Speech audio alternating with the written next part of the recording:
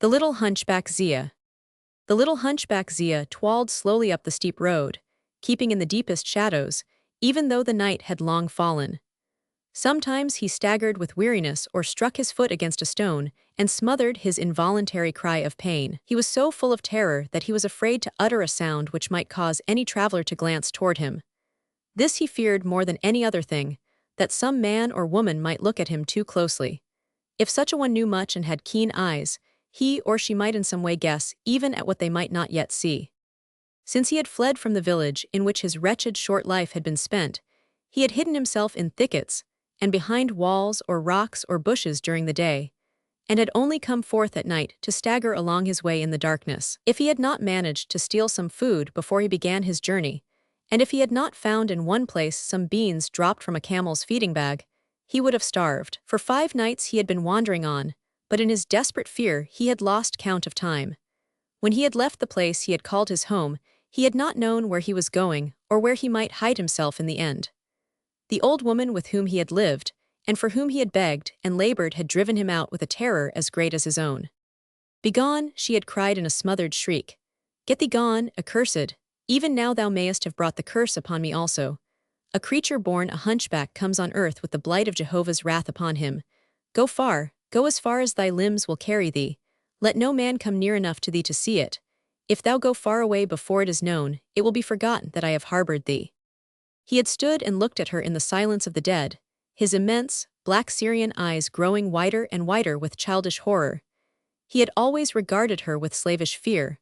What he was to her he did not know, neither did he know how he had fallen into her hands. He knew only that he was not of her blood or of her country, and that he yet seemed to have always belonged to her. In his first memory of his existence, a little deformed creature rolling about on the littered floor of her uncleanly hovel, he had trembled at the sound of her voice, and had obeyed it like a beaten spaniel puppy. When he had grown older, he had seen that she lived upon alms and thievery, and witch-like evil doings that made all decent folk avoid her. She had no kinsfolk or friends, and only such visitors as came to her in the dark hours of night, and seemed to consult with her, as she sat and mumbled strange incantations, while she stirred a boiling pot. Zia had heard of soothsayers and dealers with evil spirits, and at such hours was either asleep on his pallet in a far corner, or, if he lay awake, hid his face under his wretched covering and stopped his ears. Once when she had drawn near and found his large eyes open and staring at her in spellbound terror, she had beaten him horribly and cast him into the storm raging outside. A strange passion in her seemed her hatred of his eyes. She could not endure that he should look at her as if he were thinking. He must not let his eyes rest on her for more than a moment when he spoke. He must keep them fixed on the ground or look away from her. From his babyhood this had been so. 100 times she had struck him when he was too young to understand her reason. The first strange lesson he had learned was that she hated his eyes and was driven to fury when she found them resting innocently upon her. Before he was 3 years old, he had learned this thing, and had formed the habit of looking down upon the earth as he limped about. For long he thought that his eyes were as hideous as his body was distorted. In her frenzies, she told him that evil spirits looked out from them, and that he was possessed of devils. Without thought of rebellion or resentment, he accepted with timorous humility, as part of his existence, her taunts at his twisted limbs. What use in rebellion or anger? With the fatalism of the East, he resigned himself to that which was. He had been born a deformity, and even his glance carried evil. This was life. He knew no other. Of his origin, he knew nothing except that from the old woman's rambling outbursts, he had gathered that he was of Syrian blood and a homeless outcast. But though he had so long trained himself to look downward, that it had at last become an effort to lift his heavily lashed eyelids, there came a time when he learned that his eyes were not so hideously evil as his taskmistress had convinced him that they were. When he was only 7 years old, she sent him out to beg alms for her, and on the first day of his going forth, she said a strange thing, the meaning of which he could not understand. "Go not forth with thine eyes bent downward on the dust. Lift them, and look long at those from whom thou askest alms. Lift them and look as I see thee look at the sky when thou knowest not I am near thee. I have seen thee, hunchback, gaze at the passers-by as if thou sawest their souls and asked help of them." She said it with a fierce laugh of derision, but when in his astonishment he involuntarily lifted his gaze to hers, she struck at him, her harsh laugh broken in two. "Not at me, hunchback, not at me, at those who are ready to give," she cried out. He had gone out stunned with amazement. He wondered so greatly that when he at last sat down by the roadside under a fig tree, he sat in a dream. He looked up at the blueness above him as he always did when he was alone. His eyelids did not seem heavy when he lifted them to look at the sky. The blueness and the billows of white clouds brought rest to him and made him forget what he was. The floating clouds were his only friends. There was something, yes, there was something, he did not know what. He wished he were a cloud himself, and could lose himself at last in the blueness as the clouds did when they melted away. Surely the blueness was the something. The soft, dull pad of camels' feet approached upon the road without his hearing them. He was not roused from his absorption until the camel stopped its tread so near him that he started and looked up. It was necessary that he should look up a long way. He was a deformed little child, and the camel was a tall and splendid one, with rich trappings and golden bells. The man it carried was dressed richly, and the expression of his dark face was at once restless and curious. He was bending down and staring at Zia as if he were something strange. "What dost thou see, child?" he said at last, and he spoke almost in a breathless whisper. "What art thou waiting for?" Zia stumbled to his feet and held out his bag, frightened, because he had never begged before and did not know how. And if he did not carry back money and food, he would be horribly beaten again. "Alms, alms," he stammered. "Master Lord, I beg for her who keeps me, she is poor and old. Alms, great Lord, for a woman who is old." The man with the restless face still stared. He spoke as if unaware that he uttered words, and as if he were afraid. "The child's eyes," he said. "I cannot pass him by. What is it? I must not be held back, but the unearthly beauty of his eyes." He caught his breath as he spoke, and then he seemed to awaken as one struggling against a spell. "What is thy name?" he asked. Zia also had lost his breath. What had the man meant when he spoke of his eyes? He told his name, but he could answer no further questions. He did not know whose son he was. He had no home. Of his mistress he knew only that her name was Judith and that she lived on alms. Even while he related these things he remembered his lesson, and dropping his eyelids, fixed his gaze on the camel's feet. "Why dost thou cast thine eyes downward?" the man asked in a troubled and intense voice. Zia could not speak, being stricken with fear and the dumbness of bewilderment. He stood quite silent, and as he lifted his eyes and let them rest on the stranger's own, they became large with tears, big, piteous tears. "Why?" persisted the man anxiously. "Is it because thou seest evil in my soul?" "No, no," sobbed Zia. "One taught me to look away because I am hideous and my eyes are evil." "Evil?" said the stranger. "They have lied to thee." He was trembling as he spoke. A man who has been pondering on sin dare not pass their beauty by. They draw him and show him his own soul. "Having seen them, I must turn my camel's feet backward and go no farther on this road which was to lead me to a black deed." He bent down and dropped a purse into the child's alms bag, still staring at him and breathing hard. "They have the look," he muttered, "of eyes that might behold the Messiah. Who knows, who knows?" And he turned his camel's head, still shuddering a little, and he rode away back toward the place from which he had come. There was gold in the purse he had given, and when Zia carried it back to Judith, she snatched it from him and asked him many questions. She made him repeat word for word all that had passed. After that he was sent out to beg day after day, and in time he vaguely understood that the old woman had spoken falsely when she had said that evil spirits looked forth hideously from his eyes. People often said that they were beautiful, and gave him money because something in his gaze drew them near to him. But this was not all. At times, there were those who spoke under their breath to one another of some wonder of light in them, some strange luminousness which was not earthly. He surely sees that which we cannot. Perhaps when he is a man he will be a great soothsayer and reader of the stars. He heard a woman whisper to a companion one day. Those who were evil were afraid to meet his gaze, and hated it as old Judith did, though, as he was not their servant, they dared not strike him when he lifted his soft, heavy eyelids. But Zia could not understand what people meant when they whispered about him, or turned away fiercely. A weight was lifted from his soul when he realized that he was not as revolting as he had believed. And when people spoke kindly to him, he began to know something like happiness for the first time in his life. He brought home so much in his alms bag that the old woman ceased to beat him and gave him more liberty. He was allowed to go out at night and sleep under the stars. At such times, he used to lie and look up at the jeweled myriads until he felt himself drawn upward, and floating nearer and nearer to that unknown something which he felt also in the high blueness of the day. When he first began to feel as if some mysterious ailment was creeping upon him, he kept himself out of Judith's way as much as possible. He dared not tell her that sometimes he could scarcely crawl from one place to another. A miserable fevered weakness became his secret. As the old woman took no notice of him, except when he brought back his day's earnings, it was easy to evade her. One morning, however, she fixed her eyes on him suddenly and keenly. "Why art thou so white?" she said, and caught him by the arm, whirling him toward the light. "Art thou ailing?" "No, no," cried Zia. She held him still for a few seconds, still staring. "Thou art too white," she said. "I will have no such whiteness. It is the whiteness of an accursed thing. Get thee gone." He went away, feeling cold and shaken. He knew he was white. One or two almsgivers had spoken of it, and had looked at him a little fearfully. He himself could see that the flesh of his thin body was becoming an unearthly color.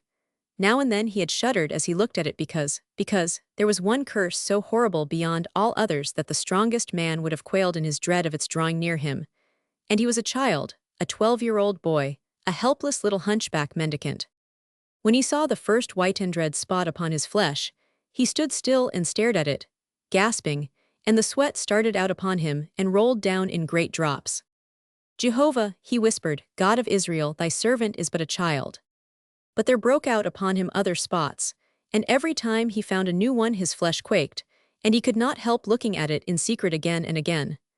Every time he looked it was because he hoped it might have faded away. But no spot faded away, and the skin on the palms of his hands began to be rough and cracked, and to show spots also. In a cave on a hillside near the road where he sat and begged there lived a deathly being who, with face swathed in linen and with bandaged stumps of limbs, hobbled forth now and then, and came down to beg also, but always keeping at a distance from all human creatures, and as he approached the pitiful, rattled loudly his wooden clappers, wailing out, "Unclean! Unclean!" It was the leper Boreas, whose hopeless tale of awful days was almost done.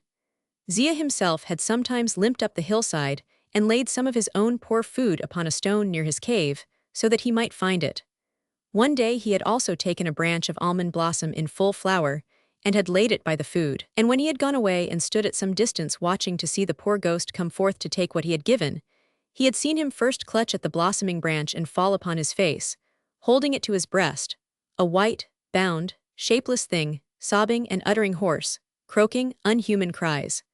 No almsgiver but Zia had ever dreamed of bringing a flower to him who was forever cut off from all bloom and loveliness.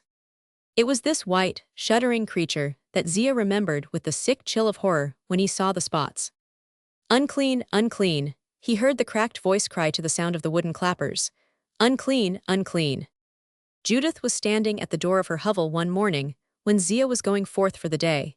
He had fearfully been aware that for days she had been watching him as he had never known her to watch him before. This morning she had followed him to the door, and had held him there a few moments in the light with some harsh speech, keeping her eyes fixed on him the while. Even as they so stood there fell upon the clear air of the morning a hollow, far-off sound. The sound of wooden clappers rattled together, and the hopeless crying of two words, "Unclean, unclean." Then silence fell. Upon Zia descended a fear beyond all power of words to utter. In his quaking young torment, he lifted his eyes and met the gaze of the old woman as it flamed down upon him. "Go within," she commanded suddenly and pointed to the wretched room inside. He obeyed her, and she followed him, closing the door behind them. "Tear off thy garment," she ordered, "strip thyself to thy skin to thy skin." He shook from head to foot, his trembling hands almost refusing to obey him. She did not touch him, but stood apart, glaring. His garments fell from him and lay in a heap at his feet, and he stood among them naked. One look, and she broke forth, shaking with fear herself, into a breathless storm of fury. "Thou hast known this thing and hidden it," she raved. "Leper, leper. Accursed hunchback thing." As he stood in his nakedness and sobbed great, heavy childish sobs, she did not dare to strike him, and raged the more.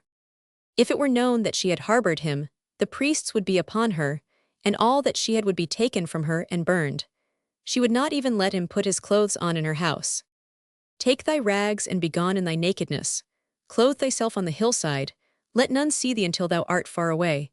Rot as thou wilt, but dare not to name me. Begone, begone, begone." And with his rags, he fled naked through the doorway, and hid himself in the little wood beyond. Later, as he went on his way, he had hidden himself in the daytime behind bushes by the wayside or off the road. He had crouched behind rocks and boulders. He had slept in caves when he had found them. He had shrunk away from all human sight. He knew it could not be long before he would be discovered, and then he would be shut up. And afterward he would be as Boreas until he died alone. Like unto Boreas.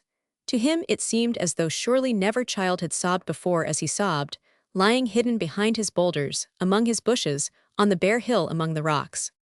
For the first 4 nights of his wandering he had not known where he was going, but on this 5th night he discovered. He was on the way to Bethlehem, beautiful little Bethlehem curving on the crest of the Judean mountains, and smiling down upon the fairness of the fairest of sweet valleys, rich with vines and figs and olives and almond trees. He dimly recalled stories he had overheard of its loveliness, and when he found that he had wandered unknowingly toward it, he was aware of a faint sense of peace. He had seen nothing of any other part of the world than the poor village outside, which the hovel of his bond mistress had clung to a low hill. Since he was near it, he vaguely desired to see Bethlehem.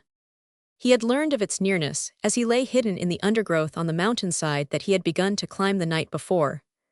Awakening from sleep, he had heard many feet passing up the climbing road, the feet of men and women and children, of camels and asses, and all had seemed to be of a procession ascending the mountainside. Lying flat upon the earth, he had parted the bushes cautiously and watched, and listened to the shouts, cries, laughter, and talk of those who were near enough to be heard.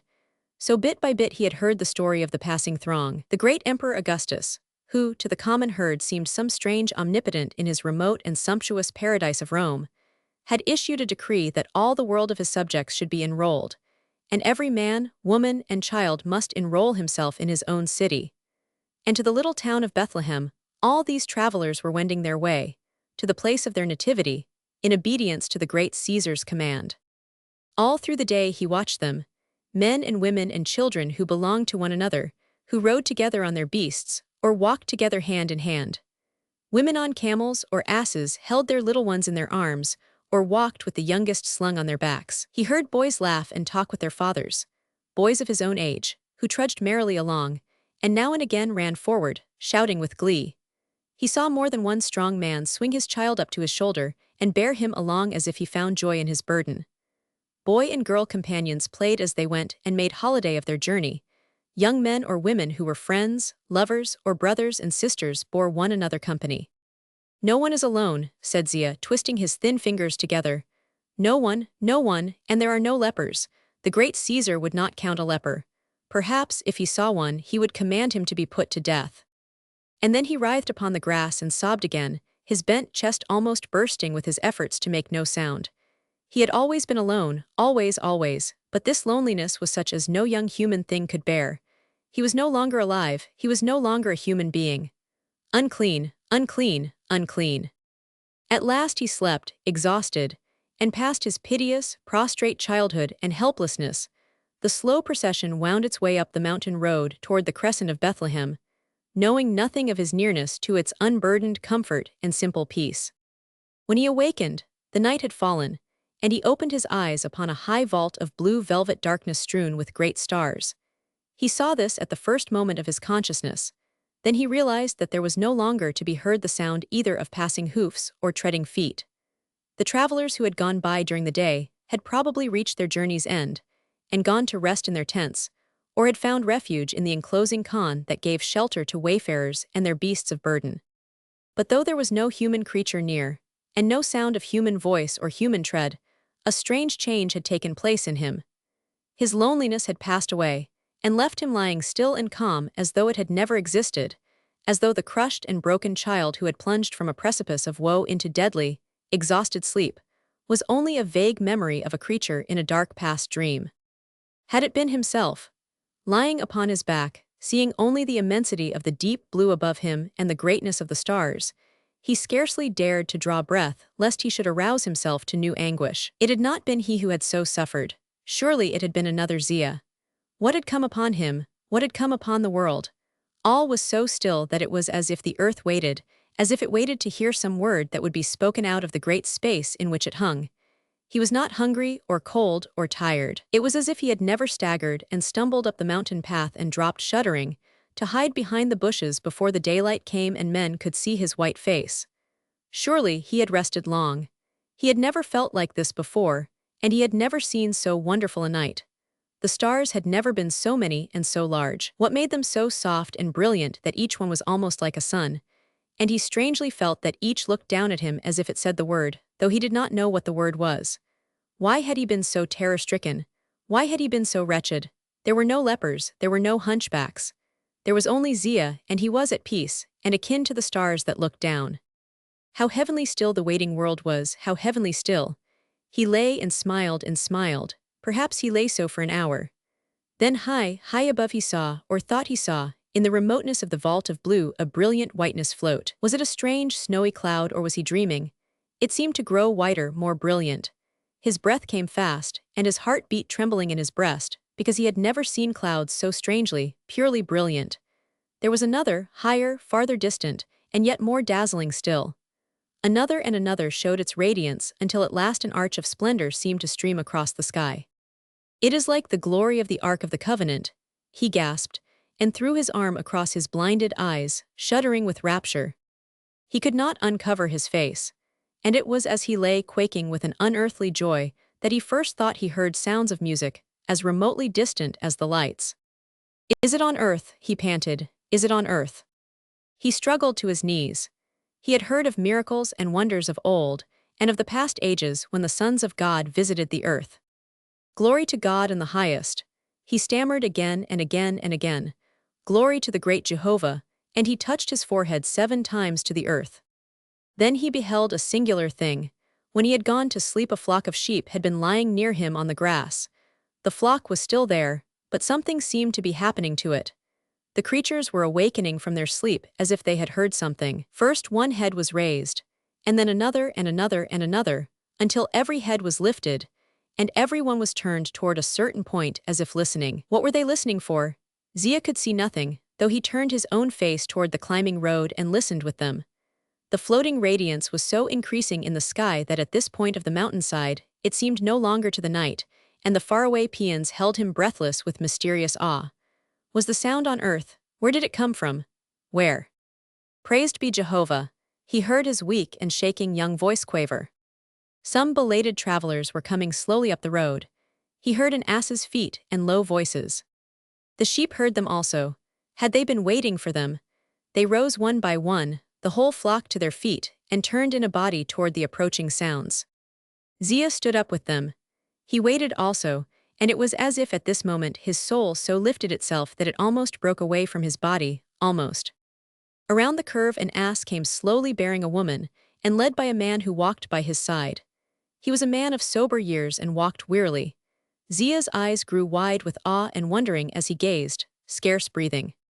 The light upon the hillside was so softly radiant and so clear that he could see that the woman's robe was blue and that she lifted her face to the stars as she rode. It was a young face, and pale with the pallor of lilies, and her eyes were as stars of the morning. But this was not all. A radiance shone from her pure pallor, and bordering her blue robe and veil was a faint, steady glow of light. And as she passed the standing and waiting sheep, they slowly bowed themselves upon their knees before her, and so knelt until she had passed by and was out of sight. Then they returned to their places, and slept as before. When she was gone, Zia found that he also was kneeling. He did not know when his knees had bent. He was faint with ecstasy. "She goes to Bethlehem," he heard himself say as he had heard himself speak before. I too. He stood a moment, listening to the sound of the ass's retreating feet as it grew fainter in the distance. His breath came quick and soft. The light had died away from the hillside, but the high-floating radiance seemed to pass to and fro in the heavens, and now and again he thought he heard the faint, far sound that was like music so distant that it was as a thing heard in a dream. "Perhaps I behold visions," he murmured. "It may be that I shall awake." But he found himself making his way through the bushes and setting his feet upon the road. He must follow. Howsoever steep the hill, he must climb to Bethlehem. But as he went on his way, it did not seem steep, and he did not waver or toil as he usually did when walking. He felt no weariness or ache in his limbs, and the high radiance gently lighted the path and dimly revealed that many white flowers he had never seen before seemed to have sprung up by the roadside and to wave softly to and fro, giving forth a fragrance so remote and faint, yet so clear, that it did not seem of earth. It was perhaps part of the vision. Of the distance he climbed his thought took no cognizance. There was in this vision neither distance nor time. There was only faint radiance, far, strange sounds, and the breathing of air which made him feel an ecstasy of lightness as he moved. The other Zia had traveled painfully, had stumbled and struck his feet against wayside stones. He seemed 10,000 miles, 10,000 years away. It was not he who went to Bethlehem, led as if by some power invisible. To Bethlehem, where went the woman whose blue robe was bordered with a glow of fair luminousness, and whose face, like an uplifted lily, softly shone. It was she he followed, knowing no reason but that his soul was called. When he reached the little town, and stood at last near the gateway of the khan, in which the day-long procession of wayfarers had crowded to take refuge for the night, he knew that he would find no place among the multitude within its walls. Too many of the great Caesar's subjects had been born in Bethlehem and had come back for their enrollment. The khan was crowded to its utmost, and outside lingered many who had not been able to gain admission, and who consulted plaintively with one another as to where they might find a place to sleep, and to eat the food they carried with them. Zia had made his way to the entrance gate only because he knew the travelers he had followed would seek shelter there, and that he might chance to hear of them. He stood a little apart from the gate and waited. Something would tell him what he must do. Almost as this thought entered his mind, he heard voices speaking near him. Two women were talking together, and soon he began to hear their words. Joseph of Nazareth and Mary his wife, one said, both of the line of David. There was no room for them, even as there was no room for others not of royal lineage. To the mangers in the cave they have gone, seeing the woman had sore need of rest. She thou knowest. Zia heard no more. He did not ask where the cave lay. He had not needed to ask his way to Bethlehem. That which had led him again directed his feet away from the entrance gate of the khan, past the crowded court, and the long, low wall of stone, within the enclosure of which the camels and asses browsed and slept, on at last to a pathway leading to the gray of rising rocks. Beneath them was the cave, he knew, though none had told him so. Only a short distance, and he saw what drew him trembling nearer. At the open entrance, through which he could see the rough mangers of stone, the heaps of fodder, and the ass munching slowly in a corner, the woman who wore the blue robe stood leaning wearily against the heavy wooden post, and the soft light bordering her garments set her in a frame of faint radiance and glowed in a halo about her head. The light, cried Zia in a breathless whisper, and he crossed his hands upon his breast. Her husband surely could not see it. He moved soberly about, unpacking the burden the ass had carried and seeming to see naught else. He heaped straw in a corner with care, and threw his mantle upon it. Come, he said, here thou canst rest, and I can watch by thy side. The angels of the Lord be with thee. The woman turned from the door and went toward him, walking with slow steps. He gazed at her with mild, unillumined eyes. Does he not see the light? Panted Zia. Does he not see the light? Soon he himself no longer saw it. Joseph of Nazareth came to the wooden doors and drew them together, and the boy stood alone on the mountainside, trembling still and wet with the dew of the night. But not weary, not hungered, not athirst or afraid, only quaking with wonder and joy he, the little hunchback Zia, who had known no joy before since the hour of his birth. He sank upon the earth slowly in an exquisite peace, a peace that thrilled his whole being as it stole over his limbs, deepening moment by moment. His head drooped softly upon a cushion of moss. As his eyelids fell, he saw the splendor of whiteness floating in the height of the purple vault above him. The dawn was breaking, and yet the stars had not faded away. This was his thought when his eyes first opened on a great one, greater than any other in the sky, and of so pure a brilliance that it seemed as if even the sun would not be bright enough to put it out. It hung high in the paling blue, high as the white radiance, and as he lay and gazed, he thought it surely moved. What new star was it that in that one night had been born? He had watched the stars through so many desolate hours that he knew each great one as a friend, and this one he had never seen before. The morning was cold, and his clothes were wet with dew, but he felt no chill. He remembered, yes, he remembered. If he had lived in a vision the day before, he was surely living in one yet. The Zia who had been starved and beaten and driven out naked into the world, who had clutched his thin breast and sobbed, writhing upon the earth, where was he? He looked down upon his hands and saw the cracked and scaling palms, and it was as though they were not. He thrust back the covering from his chest and saw the spots there. But there were no lepers, there were no hunchbacks, there were only Zia and the light. He knelt and turned himself toward the cave and prayed, and as he so knelt and prayed the man Joseph rolled open the heavy wooden door. Then Zia, still kneeling, beat himself softly upon the breast and prayed again, not as before to Jehovah, but to that which he beheld. The light was there, fair, radiant, wonderful. The cave was bathed in it. The woman in the blue robe sat upon the straw, and in her arms she held a newborn child. Zia touched his forehead to the earth again, unknowing that he did so. The child was the light itself.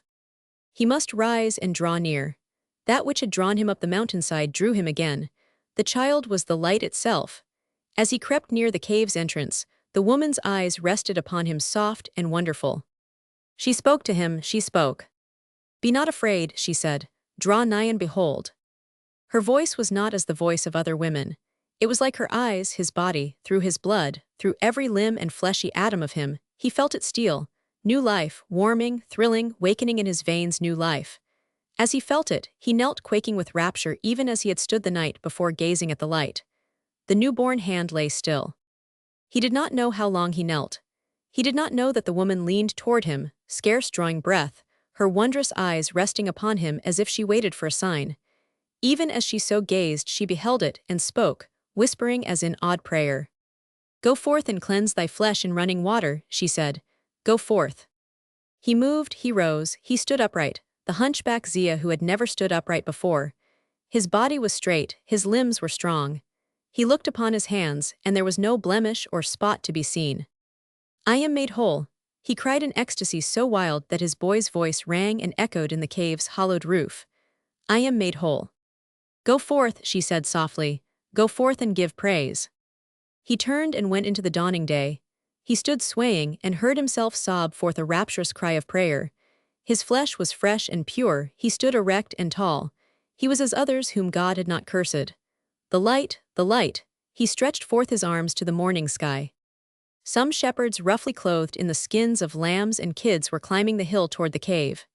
They carried their crooks, and they talked eagerly as though in wonderment at some strange thing which had befallen them, looking up at the heavens, and one pointed with his crook. "Surely it draws nearer the star," he said, "look." As they passed a thicket where a brook flowed through the trees, a fair boy came forth, cleansed, fresh, and radiant as if he had but just bathed in its clear waters. It was the boy Zia. "Who is this one?" said the oldest shepherd. "How beautiful he is, how the light shines on him, he looks like a king's son." And as they passed, they made obeisance to him,